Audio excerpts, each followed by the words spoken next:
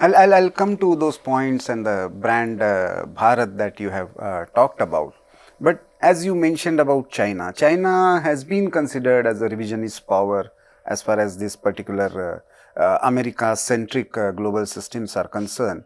But there are no clear alternatives emerging. In a way, China is following the same rules and the same model. The only difference perhaps is the state controlled capitalism or market or individual controlled capitalism. So how do you see this? China has been your focus of study for a long time. How do you see this rise, and do you see China-centric systems emerging somewhere?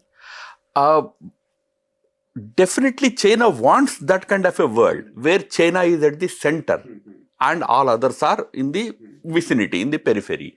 That kind of a world China does want. That is their target for 2049, when China becomes 100 years of communist rule. There's a very wonderful book called 100-Year Marathon. It talks about it, but I also extensively talked about it.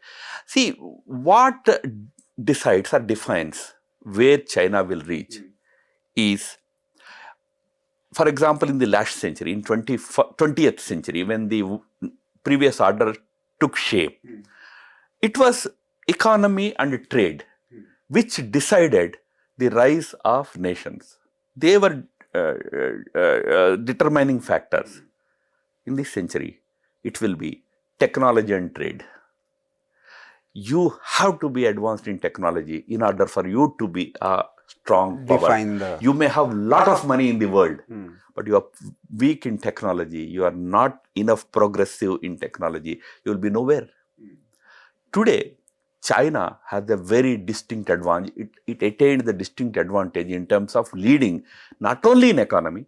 In economy, of course, since 2008, they are the world's #2 economy. Number 2 is actually a wrong description. Actually, their size of their economy is 60% of that of America. We are number 4 or 5, depending upon how you look at these numbers. But we are 1/5 or 1/6 of China. That means we are almost 1/8 or 1/9 of America. So there is a huge gap that exists. One is economy, and together with economy, China's advantage is technology. Today, in all the frontier areas of technology, China is giving very tough competition to America. In that sense, yes, China will be a challenge or a very strong power in this new order. That raises the important question: how do you deal with it? Now, when America was the strongest or America was the most influential power in the last century, we had a comfort level because we both are democracies. And we share the bond of 3 million, 4 billion Indians living there. Neither applies to China. Neither do we have people there, nor is China any democracy, anything but democracy. So we need to deal with China in a very different way.